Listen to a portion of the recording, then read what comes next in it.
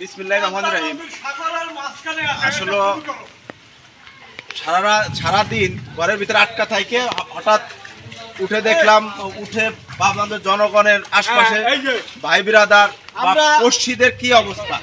আমরা দুঃখে সুখের মধ্যে আছি। এই যে আমার কায়েম মামু ফরিদপুর ডিস্ট্রিক্টের মধ্যে আমরা খুব দূরান্তর ভিতরে থানা, দুঃখে সুখের মধ্যে বলমারি থানায়। ঠিক আছে, এই যে খুব পানিতে তলায় গেছি, বৃষ্টির গুটায় উঠোনে গিরিয়ে পানি না মাথা সমান হয়ে গেছে। আমরা ছাতি মুড়িতে ঘর ছেড়ে বাইরে এসে দাঁড়াই রয়েছি।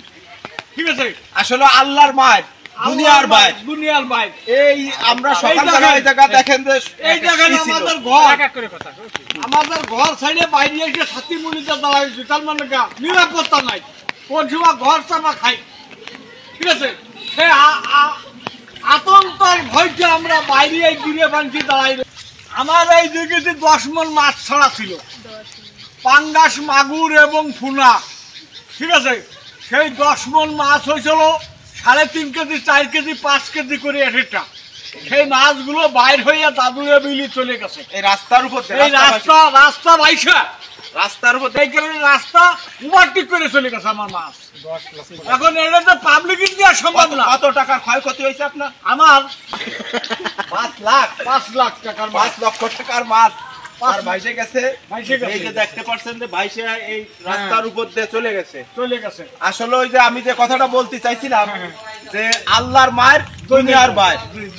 এই যে যদি এর কিঞ্চিত পরিমাণ আমরা মানে কোনো মানুষ যদি কোনো মানুষ ক্ষতি করত, তাহলে দেখতে এলাকায় মাথায় রাখতো।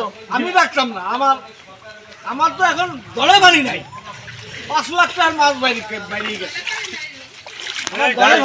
আপনার বিষয় আমরা দেখবো। আমি এই অঞ্চল ঘুরে আইছি। হ্যাঁ, ঠিক আছে, যে আমার মাছটা কোন ফিলে পাই, কিন্তু জলের ভিতরে বেরিয়ে গেছে। আমি খেয়াল করতে পারি। আপনি জাল দিয়ে সময় পান নাই? সময় পাই নাই, বৃষ্টির তলায় বাইরেই দিয়ে বেরিয়ে গেছে। এখন বৃষ্টি এখন থেকে ঘরের ভিতরে পানি চলে গেছে। কি রে, তখন হুশ আইছে, বাইরে দেখি ঘর ছুঁয়ে বাইরেই বল। যে বর্ষাটা হয়েছে এদিকে 88 বন্যার উপরে। 88 কি ছিল? 88তে আমরা তখন পথ করছি। ঠিক আছে, উঠলে বেড়া আমাকে গিরে সমান। এখন সে 88-র উপরে হয়ে গেছে। দেখেন মোবাইলটা ই করে দেখা দিই, দেখেন অবস্থা। সার দেখেন অবস্থা। এই যে বাড়ি একটা শিশু আমার লোক এতিম, তাদেরও অবস্থা কি ভয়াবহ অবস্থা। আনবুর বাড়ি বৃষ্টি আসলি তলায় যায়। কোনো কথা কইস না। আমরা প্রতি বছরই দেখি যে এই জায়গাটা আমাদের এলাকায় এত কষ্টে আছে। আমার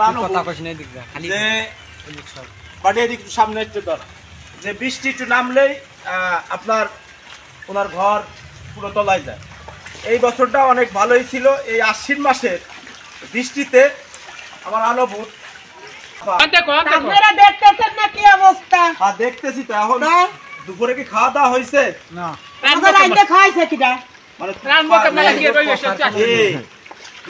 কি পানি উঠে গেছে? ব্যবস্থা নাই, ওই ঘরের ভিতরে টোটাল পানি ঢুকে গেছে। প্রতিটা বছরই আপনার এইভাবে হয়। এই বছর মানে আল্লাহ দোয়া করতে করতে এই বছর হয়েছিল না, লাস্টে হয়ে গেছে। ঘরের ভিতর দেখে পানি নিয়ে আসো ছবি কিনে। নৌকো লাগবে, নৌকো। তোমার আমি কলহরে নিয়ে যাই, তুমি কলহরে নিয়ে আমরা কি অবস্থা ভাই? তোমার নাতি পুতি নিয়ে কি অবস্থা? খুব কষ্ট আছে, খুব কষ্ট আছে।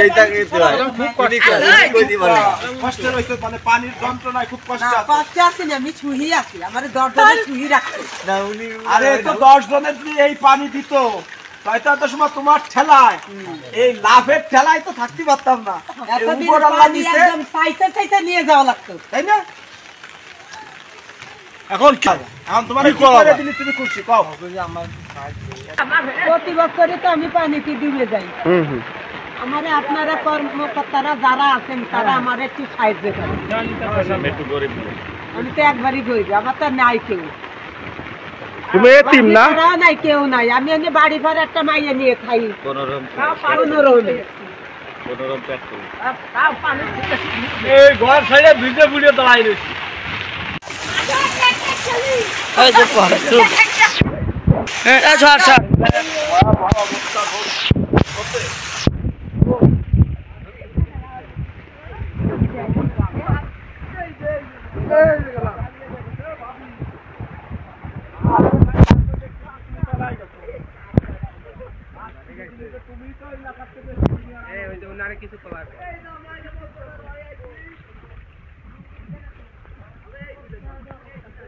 কি অবস্থা?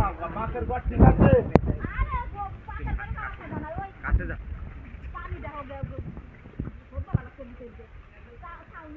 রান্না টান্না করছো কেমনে? হ্যাঁ? দুপুরে খাওয়া লাগে নাই? তো বাড়ি থেকে খাবার নিয়ে এসবো বগল লাগে না, চলো যাই। রান্না পোলা আবার খাইতে কেমনে? ঘর তলায় গেছে দেখেন, তারপরেও পড়ালেখার প্রতি কত আগ্রহী। পানি ভাঙ্গা সোনার বাংলা দেখাইতে দেখাইতে আসতেছে। এ ভাই, এই পথ দিয়েই তোমার আসতে হইতেছে, ওইদিক দিয়ে ঘুরে আসলে পারতে না? ঘরে কি পানি উঠে গেছে? হ্যাঁ ভাইজান, আপনার নাম কি? আপনার এই ঘরে কি পানি উঠে গেছে? তাই মাদ্রাসায় যাবেন এখন? তা আপনার দিয়ে অজু ভাঙে গেল মনে হয়। মাদ্রাসায় যাবার নতুন করে করবেন? গলা তো ভেঙে গেছে, ঠান্ডা লাগছে মনে হয়।